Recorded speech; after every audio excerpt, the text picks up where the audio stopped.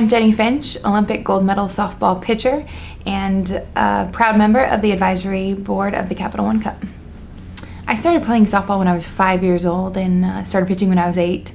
And I would say my 10 and under year was kind of the year where it hit me. We ended up going to the national championship tournament and we ended up getting second place. And so that was kind of the reality of, wow, you know, I'm pretty good.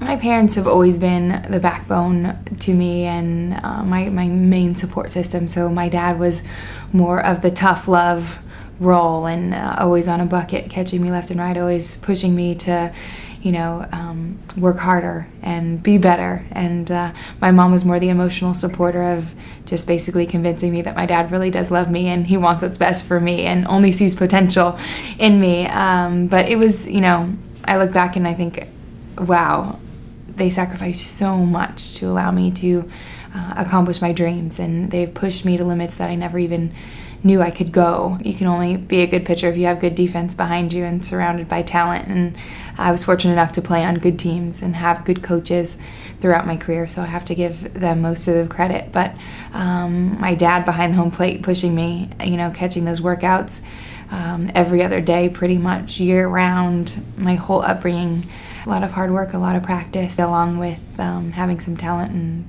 putting it to good use. The one talent I would say that I see in young girls that I know they'll be successful is probably just their attitude, their work ethic. Hustle is huge. You can't teach hustle, you can't teach passion, and if they have that passion for the game and that passion to learn, that's irreplaceable. And it's so much fun being out there on the field with someone that really truly wants to be there and wants to get better.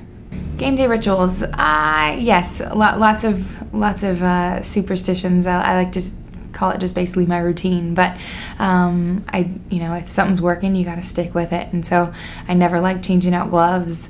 From the minute I left my college roommate, we started spraying our uniform with perfume, so that was like our little thing before we did. And then you get to the field and you find one spot for your bag, you leave it there, you find a spot for your glove, your helmet, everything, and you know, you stick with what works. And I started warming up 27 minutes before the game. My number was 27. So whether it was 27 minutes or not, our coach would tell me that it was 27 minutes. But lots of fun things along the way. And pitchers were known to be a little quirky. Best piece of advice I'd have to say from my dad, and it's just be the best you. Whatever it is that you're doing, be the best you. And oftentimes I would often try to compare myself to somebody, or so-and-so can do this, or so-and-so's doing that, and he would always say, it doesn't matter, I want you to be the best you. You can only worry about yourself and giving everything that you have. And so no matter what you're doing, you know, life's too short not to give it your all. The sky's truly the limit, and you never know where you're going to end up, and my life is a true testament of that. You know, being a young girl, I wanted to be a Major League Baseball player, and then as I got older, it's like, wait a minute, how's this going to work out? And sure enough, after college, I got the job co-hosting This Week in Baseball, and I found myself at Dodger Stadium with the Dodgers uniform on, pitching to a major leaguer, and I was like, how in the world did this happen? So I would say, you know, have dreams, believe in yourself, and go for it. But it's so important to have that belief within you, because that's where it starts. And if you have those limits, you know, that belief fades away. So I think just stay strong, and it's I think the small steps in the journey that allow you to get there. Yeah, the Olympic gold medal was amazing, but it's that lifelong dream and journey of getting there to achieve that moment is what's truly special. There's so much diversity within, you know, women in sport, and now, you know, muscle on a female is beautiful. It's sexy to be strong and be powerful, and I think that's something that's so important, you know, and that's something that I truly love about women in sports is it's all different shapes and sizes, and, you know, young girls with a dream of playing and being the best that they can at the gifts that they have.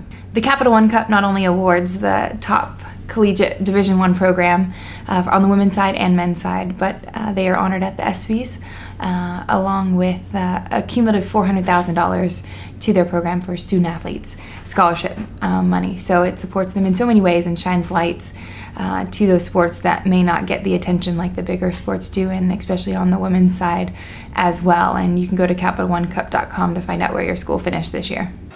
Congratulations to the Florida Gator women on taking home that Capital One Cup trophy this year. I'm Jennie Finch, and I love Pretty Tough.